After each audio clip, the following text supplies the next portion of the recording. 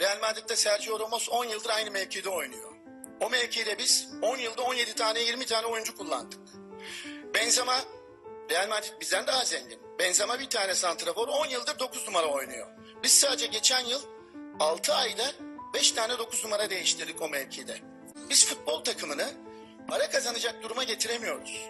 Başarı kazandık, para kaybettik. Para kaybettiğimiz zaman ilk yıllarda ucuz oyuncular, genç oyuncular, deneyimsiz oyuncularla oynadık.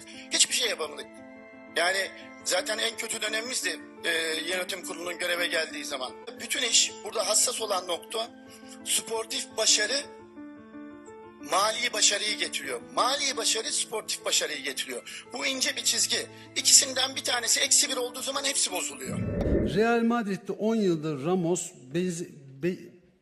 hocam